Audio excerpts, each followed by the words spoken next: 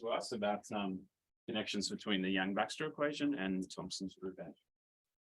So first of all, I would like to thank the organizers for the invitation to give this talk. It's a very successful and very nice conference, and for me, very instructive because I have learned a lot. And I mean, I have been exposed to subjects that I don't work on them usually, so it's a kind of broadening my horizons. And I want to thank especially Mark, because all I have learned on inverse semi-groups and inverse monoids, it's from his book and the many questions as I asked him. So thanks. Okay, so the subject of this talk is a connection between the Yang-Baxter equation and Thompson's group F. I'm aware that it's not in the mainstream topic of the conference, so feel free to ask questions, and I hope it will be interesting somehow.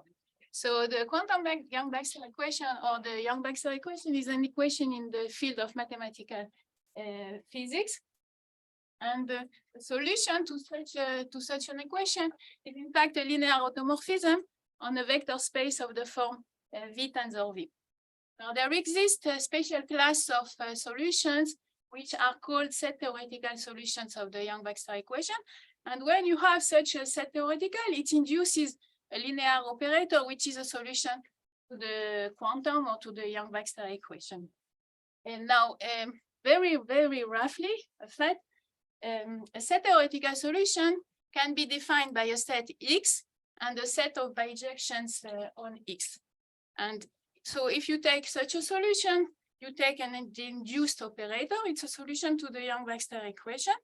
And to each solution, there is a group which is associated, which is called the structure group of the solution.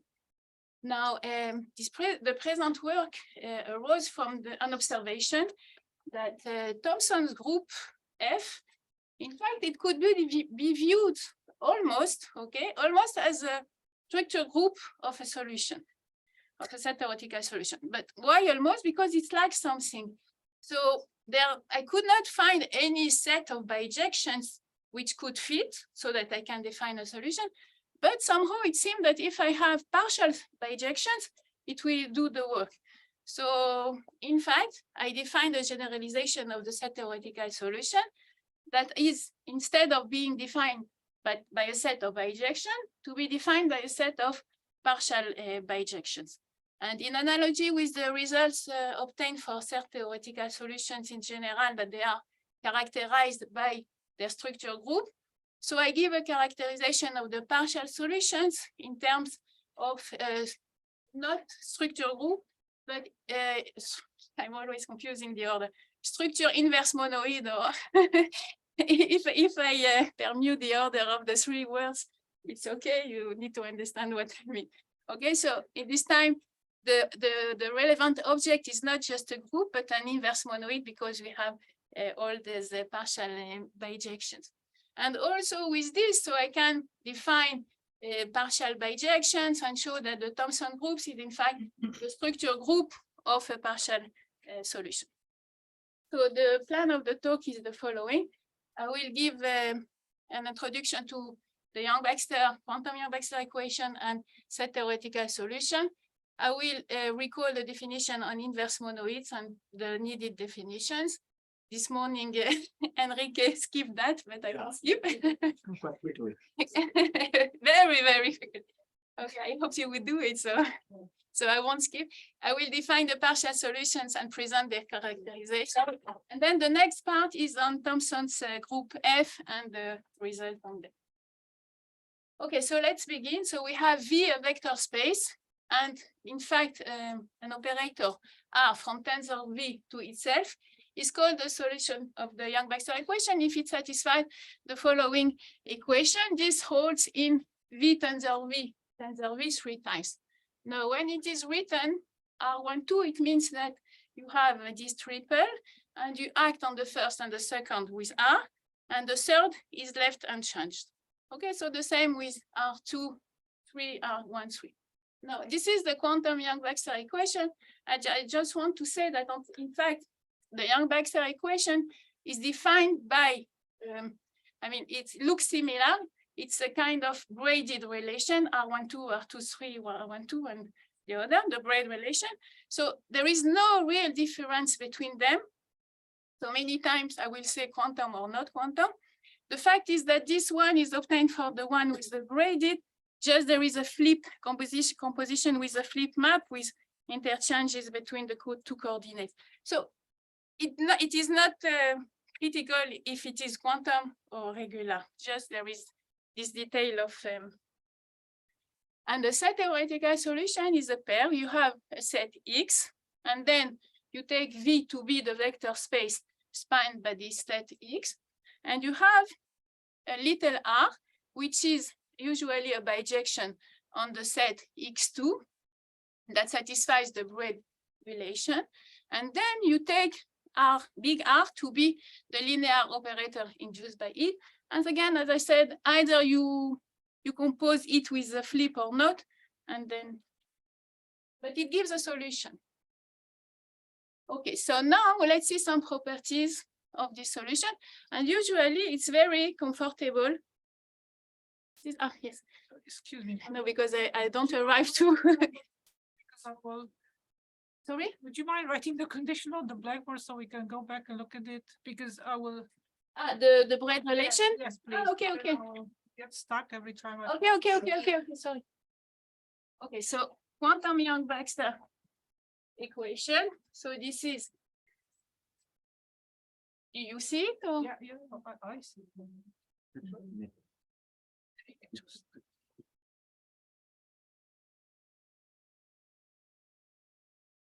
And Yang-Baxter equation that I consider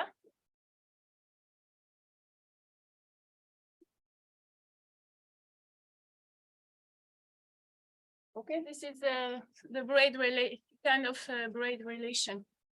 Can I make a comment? Yes, This of is course. just the braid relation. Yes. One Baxter is the same thing. Yes. Just the braid. Yes.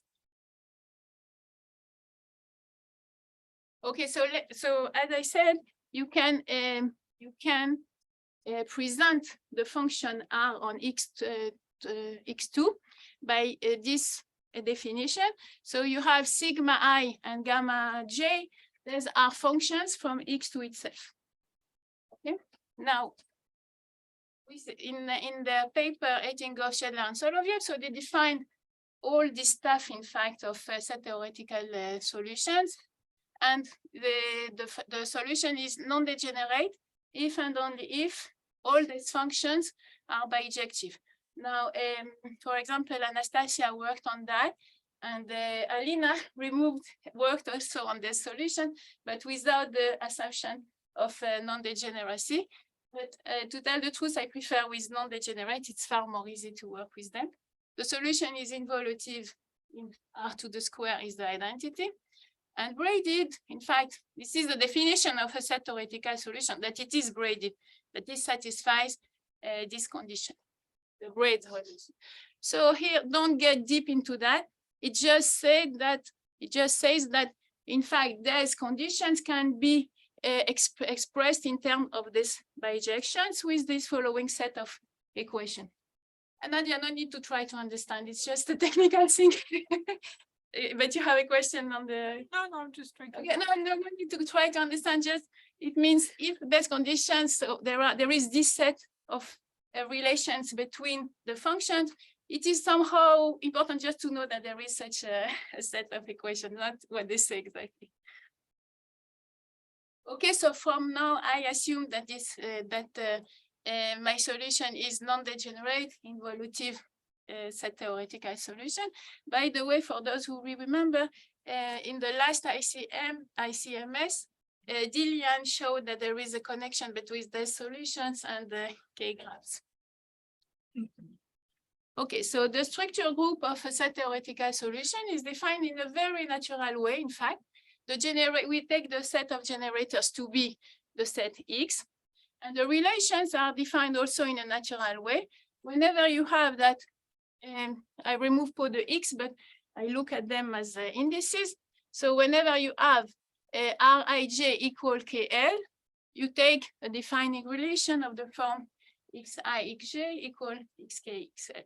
So you have a very nice presentation, words of positive words of length 2 equal positive words of length 2. So let's see an example.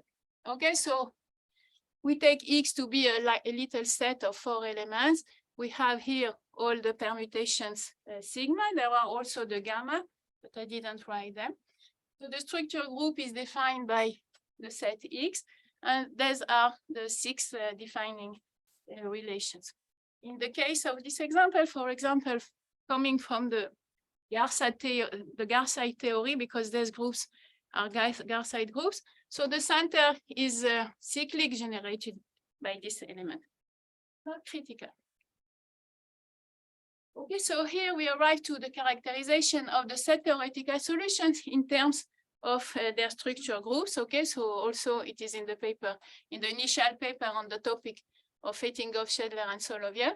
So XR is a solution with all the right conditions. Okay, and ZX is the free abelian group on X. Not that X is not necessarily finite, and sim X is the symmetric group of X. So from the defining relations of the structure group, we have that there is a homomorphism of group on the structure group, the symmetric group. Okay. The symmetric groups acts on ZX. In fact, if you have the free abelian group, so it simply permutes the indices. And by this action, also the structure group acts on the free abelian group, also by permutation of the indices. And if you have in the free abelian group a sum of MITI, so it goes in and permutes the indices. It's a simple action. Okay, so the subgroup of generated by the sigma and the gamma is called IYB group. It has been investigated a lot. Okay, so now there exists a bijective one cocycle from the structure group to the free abelian group. Okay, so it is defined in a very natural way. You send a set generator of the structure group to a basis element of the free abelian group, and you have the bijective one cocycle condition, and this map is bijective in the case of solution. And so from that, it is possible to define a map of this way, and it is injective. We sent it here to the corresponding permutation, and here to the corresponding element in the free abelian. Okay, this is just 3, it's just a rewriting of 2 in some way. Okay, so I will recall after I talk about the partial solution and their characterization, I will recall this result to show the parallel between both characterizations. Okay, just to say it, Gateva, Ivanova, and Van den Berg, and they define a sort of dual map to the bijective one cocycle. This is called the I-tab structure, and Esper and Oskitsky show the reverse. There is a one-to-one correspondence, and one of those made one way, and the second the other way, something like that.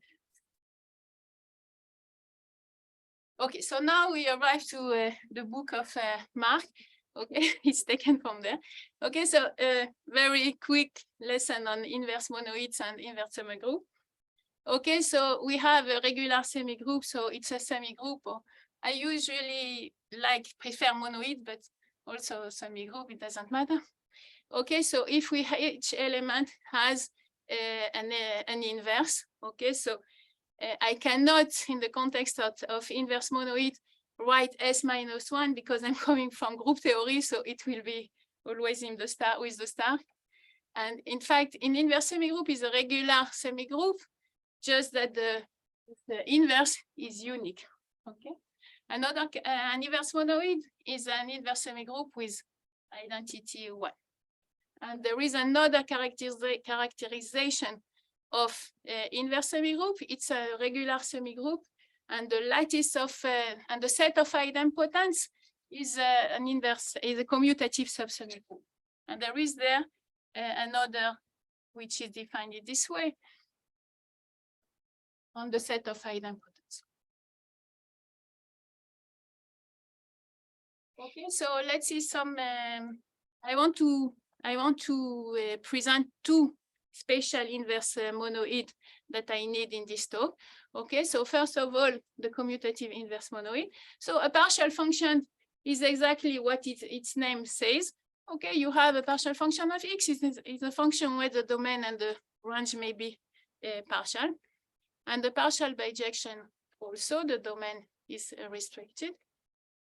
Okay, so in a commutative inverse monoid generated by a set X, we have that in fact each element is in correspondence with a partial function. This is one way of seeing the things, not necessarily the unique way. Okay, but it's easier to look at them as partial functions from the set X to the integers. And simply you decide where to send xi to an integer number. I need to give credit because when I worked on that, I didn't know if almost anything on inverse semigroups and monoid. So I sent many emails to Mark and also to Ben Steinberg.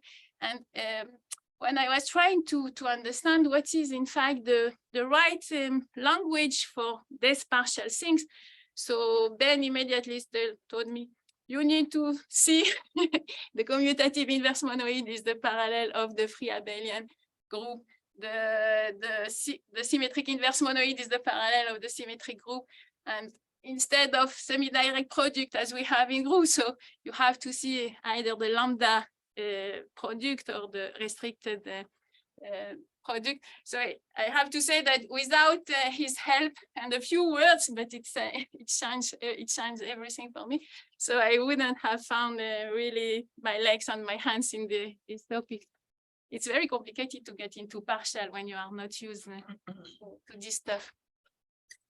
Okay, so I come back. So the operation in A is defined pointwise. You sum the function whenever it is possible to do that when the domain is compatible.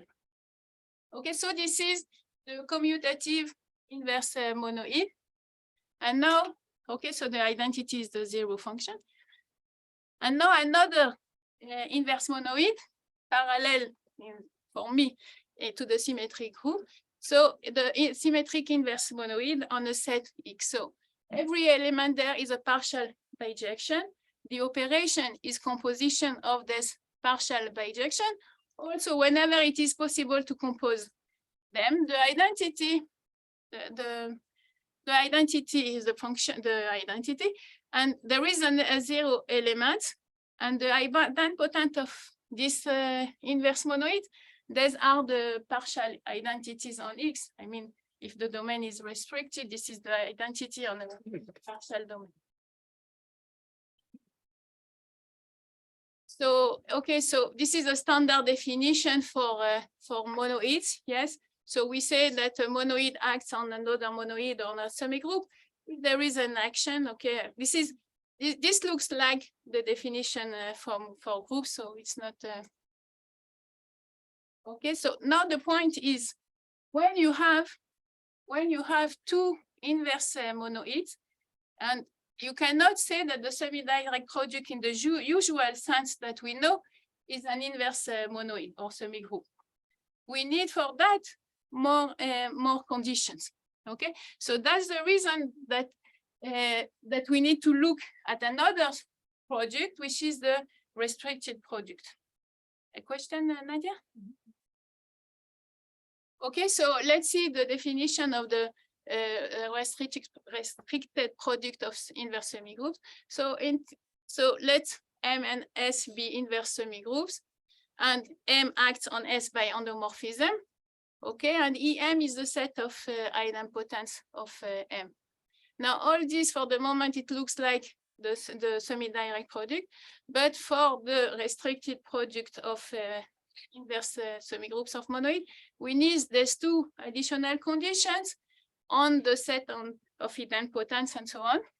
And then if you have these additional conditions, you can define the set S cross M, I don't know how to say that, such the pair of elements such that the range of M is equal to epsilon S. Epsilon is the following map here on the idempotence. Okay, and the product is defined in the usual way. Now, if you have one inverse monoid or semigroup acting on another inverse semigroup, and these additional conditions on the idempotence, so you have the equivalent or the parallel, it's more logical to say, of the semi-direct product, which is the restricted product, and you have also this condition. And then you have an inverse monoid or semigroup. Okay, so everything is clear or not so much until now? If you have questions. Okay. Okay, so now I want to arrive to the definition of a partial solution. And in fact, it very looks like I have also kept the same order as the definition of a set theoretical solution, and that use also the same terms for the properties. So now just the only difference is, instead of looking at functions from X to itself, I'm looking at partial functions. And so we have domain and range of the functions. Okay, so all this big letter, it's just to say the domain and the range of each function. Okay, so clearly it's a tautology. Okay, D is the domain of the function R. Okay, so XR, we define XR to be non-degenerate if sigma X and gamma Y are now partial bijections and not just bijections. Involutive, we need to ask that now the domain is not all of X2, so we need to add some conditions. We say that if Rxy is defined, and we want that R2 XY is also defined, and it satisfies the involutivity condition, of course. And square free, it means that R2XX is equal to X6. Okay, now we need to be careful with the definition of the braided, because it doesn't work so well because of the domain which is partial. Okay, so now I define weakly braided, but in fact the weakly braided is exactly the braided in the classical setting. Okay, so whenever all these compositions are defined, then we have equality between them. This is the weakly braided. And braided now is a stronger condition. This is far stronger. And this is, if you remember or not, doesn't matter. Okay, the set of equations that the sigma gamma satisfy that we have seen at the beginning, and I say don't get into that deeply. These are simply these equations whenever they are defined also. Okay, so if everything is defined, we need not only this equality, but the equality of the function. This is stronger than the first one. Can I ask something? Yes. You have the analogs of these two relations that you get in the fully braided solution. In the weakly braided, you get some conditions from the braided one, you get these two solutions. No, you mean two conditions. There's one, yeah. From the weakly braided, do you get something? No, not as functions. Not as functions. I need to consider only pairs that all the composition. Implicitly right, kind of the condition on this. I have to take the stronger version, otherwise it doesn't work. When it's partial, it's complicated. Okay, so let's see an example of a partial solution, and I assume non-degenerate involutive, and of course the braided, this is the big. Okay, so we have a set with three elements. We have the domain of the range of the new function. Okay, so not all of X2 belongs. So we decide that these are the domains, these are the partial bijections. I write them as permutation, but they are, only partial. So we have that XR is a square free partial solution, and this is a result of applying R on sparse. Okay, so as in the context of a classical set theoretical solution, I can define also a structure group. So this is the group that is defined.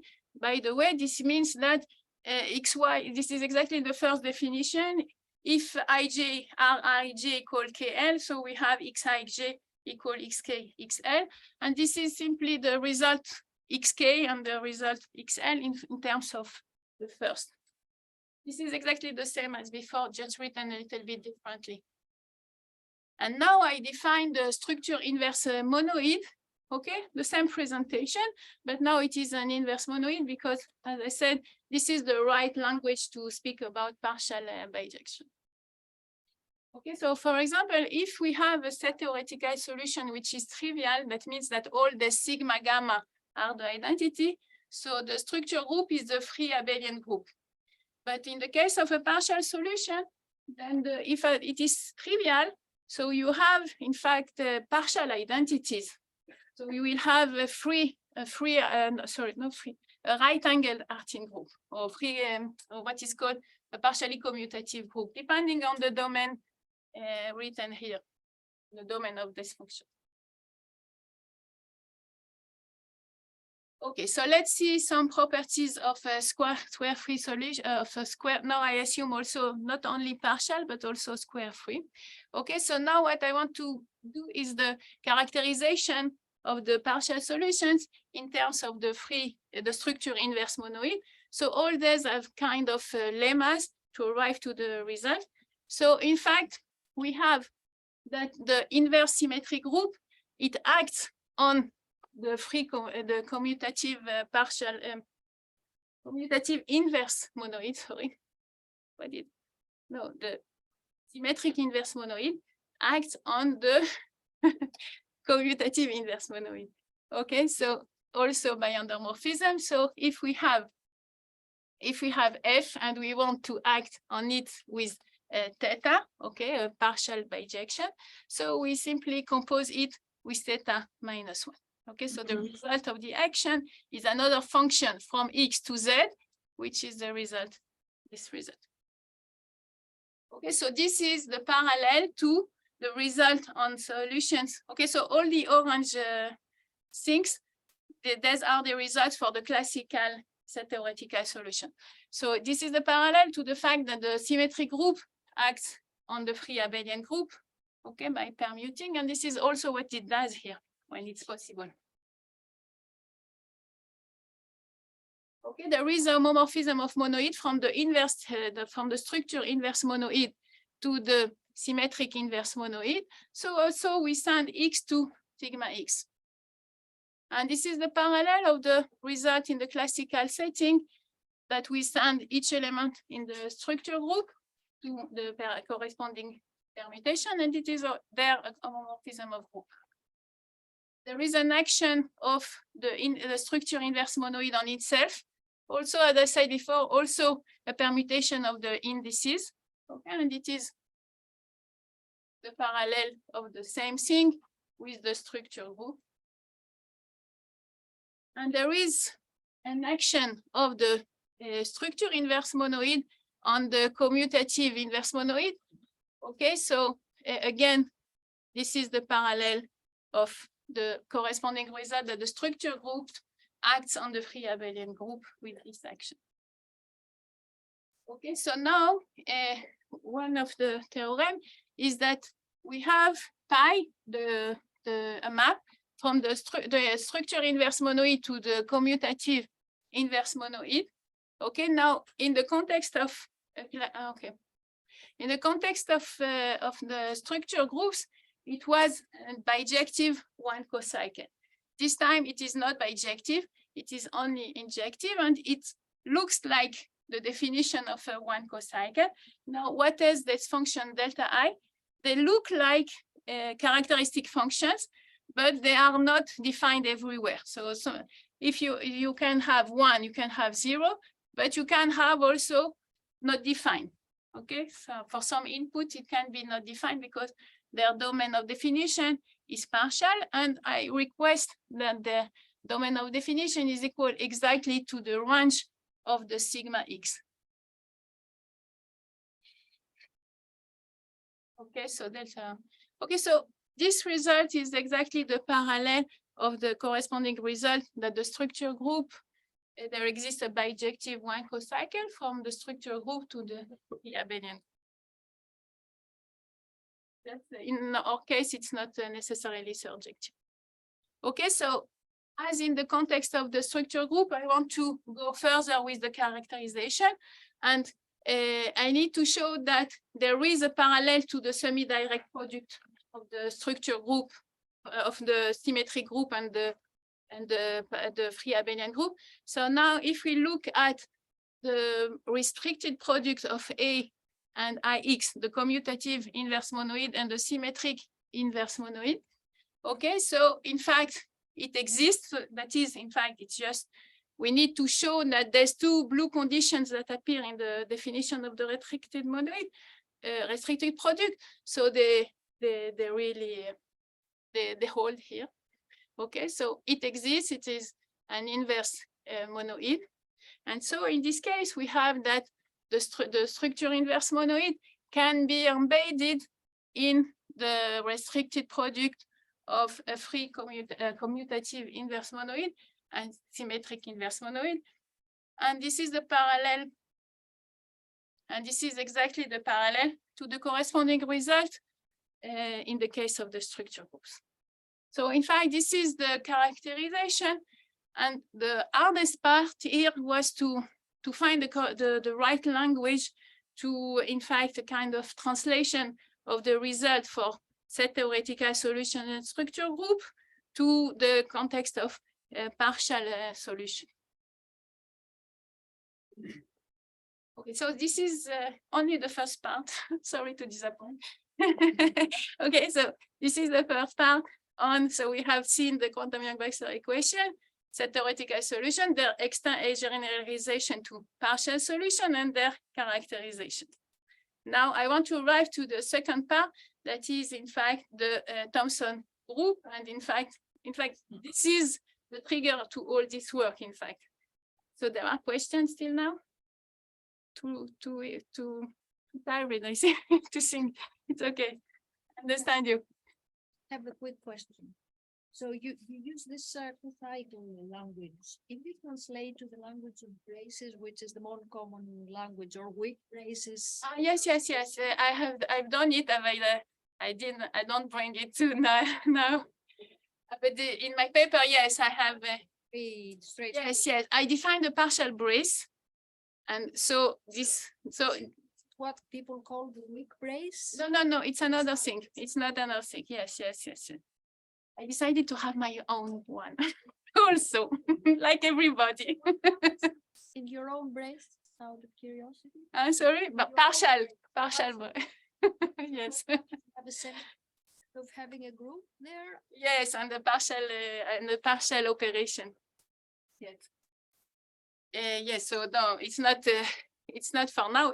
I think it's already. I know it's a lot of things for many domains that are not connected, even totally disconnected. At last, I have a word common with you, with all the other talks. Okay, so I know everything is totally disconnected one from the other. Okay, so now we arrive to the Thompson group F. In fact, Britta already defined it in her public lecture, but I will try to. I remember that I was in a conference long ago, and someone talked about that and made many drawings like that on the board, and I didn't understand anything. And it was kind of frustrating. And so I decided to learn it alone. But I try to be a little more didactic. I hope maybe it will help. Maybe. Okay, so we have 0, 1, the interval 0, 1. Okay, we divide it 1/2, and then we go on and divide it again. Okay, so this is called the dyadic subdivision. Okay, so now to each dyadic interval of this kind, so you can make correspond a binary tree. Okay, so in fact, here we have initially at the root, we have all the interval, and then 0 half one, and you can ignore what are the intervals and just putting notes instead. Okay, so now, for example, if you see, I worked a lot on that. Don't look well. If I go on and subdivide, so I subdivide also here, and I subdivide also here, and the corresponding without written anything appear like that. And again, if I do more subdivision, so I will see them here. For example, here I don't know to subdivide because it is not subdivided here.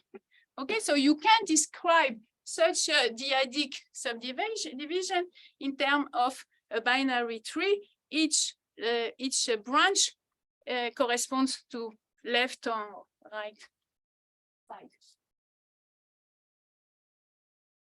Okay, so the Thompson group F is the, okay, all this piecewise line linear, blah, blah, blah. Okay, it's a long writing. The idea is the following, okay? So you have these functions, okay? So x0, x is x1, maybe I went too fast now. Okay, so this is my dyadic subdivision in the domain, and this is the range, okay, as usual. So we have 0, 1 force goes to this one, this goes to this, and so on. The slope is 1/2 to some power, and the same with x1. Okay, but now we don't necessarily need to recall all these things, all this drawing. So we want to describe them with a tree. Okay, so we have, for example, this is the graph that we have seen before, and now I want to make the description with the tree. Okay, so for example, if you have, so at the beginning you have 0, half, 1, and this is the domain and this is the range now. Okay, so the tree above is the domain, correspond to that. The tree here correspond to that. Okay, so so if I have the blue one, okay, this one, so it corresponds to that, and it goes to the red one. Okay, so I have here a branch that goes to them. Okay, another element, x1. Okay, so again, we have the tree domain, the tree range, and the blue goes to the red, so we have this, and the blue dashed dot goes to the red dot, and we have. Now, these two elements, in fact, are the generators of the Thompson's group F. Now, Rita explained that in fact, when you have two such kinds of trees, you can not concatenate, but multiply them by adding carets and make them fit. So I won't get into that, but that's the idea. Okay, so now we have several presentations of the Thompson's group F. There are two presentations here that are finite, but usually the intuition is that we prefer working with finite presentation, but here I prefer working with the infinite presentation, which is this one. Okay, so the relations also have a special form of infinitely many, but words, positive words of length 2 are equal to positive words of length 2. Okay, so this is the Thompson's group. And in fact, so as I said at the beginning, when I looked at this presentation, it looks like the braid relation. I mean, there is this kind of the braid relation. It satisfies, but not always. Not for all three elements. I can find it on the relation. So that was the idea, to define the partial and so on. And in fact, now that I have defined, I need to say there is an expression in Hebrew that says if Moses doesn't go to the mountain, so the mountain has to go to Moses. So that's what I did. I didn't have the partial, so I brought it to make it work now. Okay, so now that we have the partial solution, So I can define a partial solution that makes correspond this group to the structure group of a partial solution. I know it sounds a little bit strange, but okay. So in fact, now I define my sigma and my gamma. These are partial bijections. Okay, so they are not defined everywhere because the Thompson group lacks some defining relation for me for the structure group. So I define the sigma and the gamma. And in fact, all the rest is to show that they satisfy the braid relation, all these equations that we have on sigma and gamma. Okay, it's merely technical, in fact. So we can define the sigma and the gamma, and to show that with this definition, XR is indeed a square-free, non-degenerate, and involutive partial solution. Okay, so just to say that, in fact, if we define the sigma and the gamma as above, and we define a solution, a partial solution, which is to show that, and to show that it is square-free, non-degenerate, involutive. So in fact, indeed, GXR, the structure group that corresponds to this partial solution, is indeed isomorphic to the Thompson group F. And this is just a translation of the characterization of the partial solutions in terms for the Thompson's groups. Okay, but, just a translation of this result. Thompson group is, you say, isomorphic to the structure group? Yes. Partial solution, the structure group becomes structure monoid. So I define both of them. Yes, yes. Okay, so for a partial solution, I define also the structure group. Okay, it doesn't cost, yes. So I defined it also, and the inverse, but I'm not able to say as many things for the structure groups as I can say for the inverse monoid, because it fits more. So can I ask this inverse monoid? You have this product, this restricted product of A with IX. Yes. Is it the new structure that you get from this identification, or was it something? Is it? I mean, so how does it relate to the Thompson group? Here it's just a translation of the previous result. We say that if we have a partial solution, then we have a structure inverse monoid. It embeds in the restricted product of the commutative inverse monoid and symmetric inverse monoid. Okay, so now I'm just saying in the case of F, if I take the structure inverse monoid with the same presentation as the Thompson group's F presentation, it doesn't bother because it's a positive presentation. Okay, so I can say that the structure inverse monoid with the same, I mean the same inverse monoid with the same presentation as the Thompson group, it embeds into this restricted product. I don't know if there is, I don't know, it gives something very wow. This is just a translation. Okay, so I just want to finish with some remarks to conclude. In fact, okay, so I want to make some order, at least that you've got a few ideas of what I said. You don't need to remember everything. So in fact, we define a partial solution, okay, which satisfies some condition, and we define the structure inverse monoid and the structure group which is completely induced from the definition of the R. So from the definition of the R, you have the defining relations. Okay, so there is a characterization of them. Now, the Thompson's group, this was the first one. The Thompson's group F is in fact the structure group of a partial solution, which is square-free with all these conditions that we want. So now the question that arises naturally is we know a lot of things about structure group of set theoretical solution. I mean, this is a domain which is very much investigated. You can ask Anastasia, she will organize a conference next year here on the topic and the quantum Yang-Baxter equation in general. So this is the domain very investigated. Okay. Now on the other hand, I mean, the Thompson groups also is very much investigated. So you have that the Thompson groups is somehow now related to the solutions. So it makes things about maybe things that appear here can appear here. But you have to be very, very careful because the Thompson groups is only one partial solution and also on an infinite set.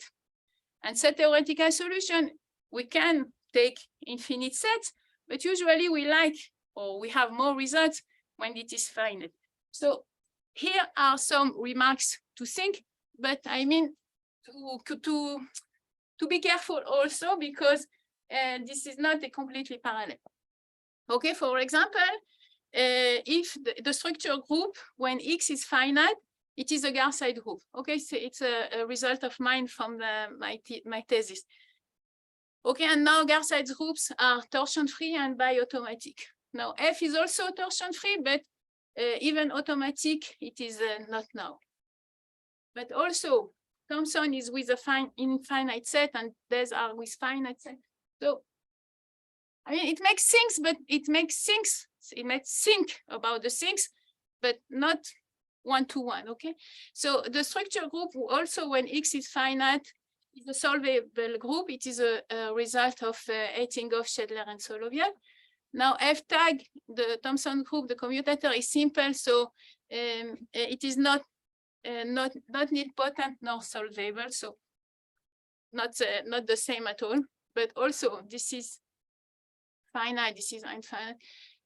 We have that in some cases that we have in decomposable solution with X finite, we have the center is cyclic in the case of solution, and the center of the Thompson's group is trivial. Also, we have that the structure group with X finite is a Bieber-Bach group. It is a result of Gateva, Ivanova, and Vandenberg. And here we don't know anything about F.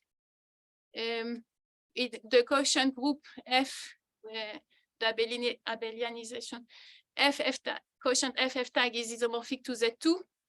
And so any proper quotient of F is abelian. This is not necessarily the case for the structure group of solution. So also, a question that arises automatically from that is, what can we say about the other Thompson group, the T and the V, and in fact also the Thompson group V and R that Britta explained on the work, common joint work together, and Martina. So what Britta talked about, the V and R, if you remember, with the two colors, a very nice a generalization of the Thompson group. So maybe it works, but I have to say that I have understood the F. I was too tired to go on with the T and the V, so I stopped. But maybe when I will. Okay, so thank you.